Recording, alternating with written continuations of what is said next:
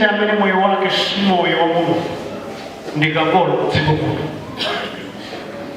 Nkuteka alipo apaoledzera akapolo kudziko lapansi. Mkaka wabwino first choice osamwako mwamagajasu madogoso erume nthuzi za gaga pali Yesu apa.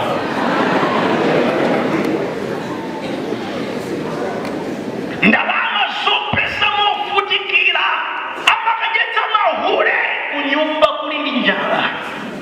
Lana onyamula kuchibwezi kumabwera tivana tana wake pamene wanadawu tili mwanga lujino ufukula pachulu osapanyamula kwa kodi pali mzimu wa mbuya kutangwanika ndi dziko lapansi zosawathandiza. Moyo wopanda Yesu, wopanda moyo wa Mulungu ndi wovuta.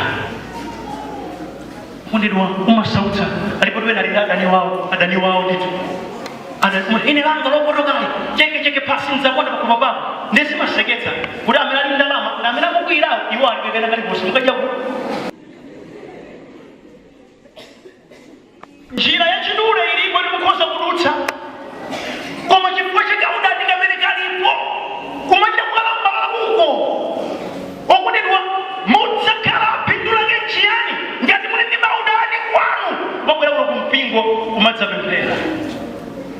Maudani laka nkutenga simu yankhula naso ndi abale wanu muli ndi ndalama zimene mapereka kwa anthu ena koma kwa abale wanu abale anu obadwa banja limodzi simwathandizamo akusuwa chipepala cha black panyumba pawo koma ine kuno kumadisa bwana mimba ili kuno mkalo wa kumwamba kwa ndani kwa matiki kamene kwa Yesu mwe.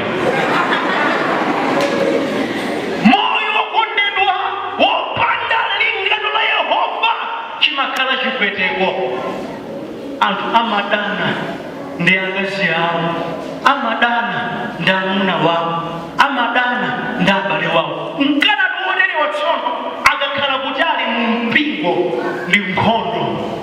Mipingo ya mbiri pakapezeka makwaya awiri azimayi nkhondo yachikhalira yambika. Akaimba enawo waombera manja ndisombera manja yalakwa chinsunamo angadya tsabula